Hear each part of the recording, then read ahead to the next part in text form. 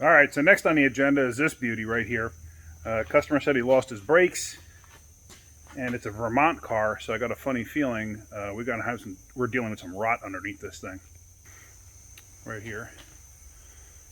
Price Sebring convertible with the awesome 2.7 liter. There's sarcasm in that. So he said the fluid was leaking out from underneath it. So we're going to put this thing up in the air and see what we got. All right, let's go.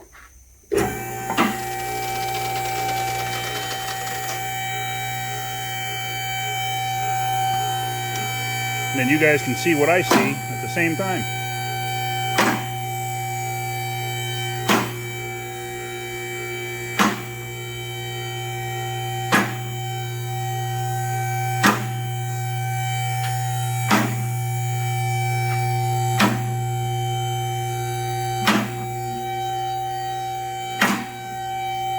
Always check my lift points. Let me go to the other side real quick.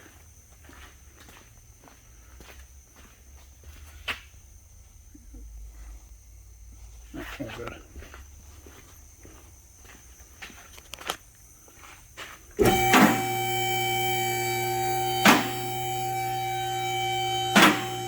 Rotors are pretty pitted. I think this thing was sitting for a while. Alright. Let's see what we got. Yeah, this thing's been sitting a while. Oh, look at that rotor. It's disgusting. Yeah, that rotor ain't good either. Oh, look at that ball joint. That looks nice. There's no play in it. That ball joint looks nice too. Alright, so let's see what we got now. Somebody undercoated it.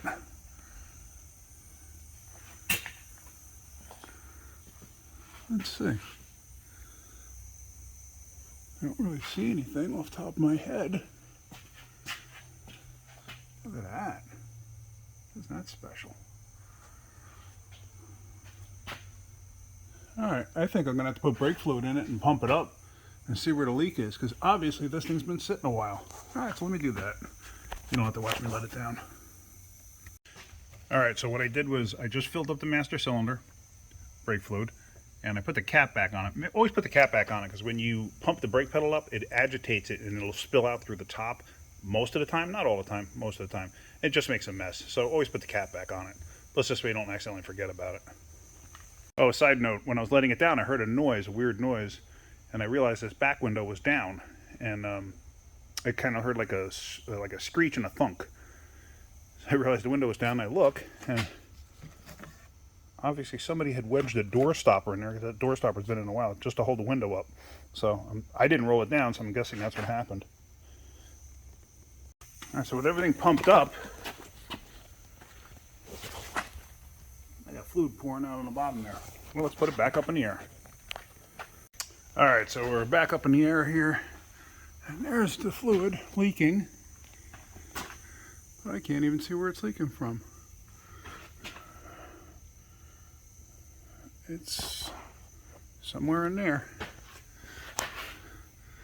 Oh, great.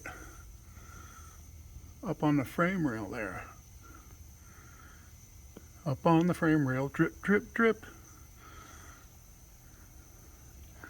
Okay, so those lines are rotted out right in the clip. Okay, so that's going to be a fun job.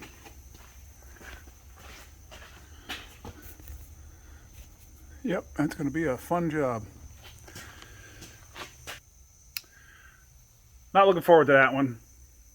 I got to really look to see where everything goes and go from there.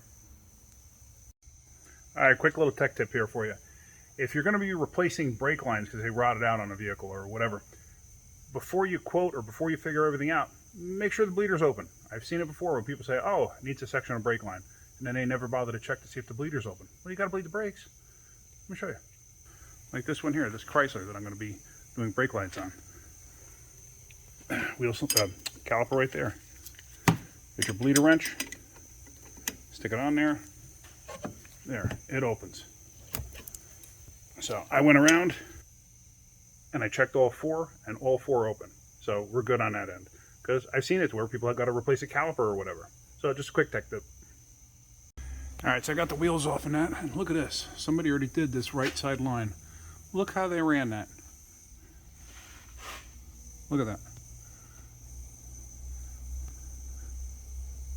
I mean, come on. There's a clip all the way up there. You got the lines all the way down there. Rubbing on the frame. It goes up and goes to the ABS unit. Yeah, or the proportion valve rather. What a crappy way of doing something. I just don't get it. Why do people do stuff like that?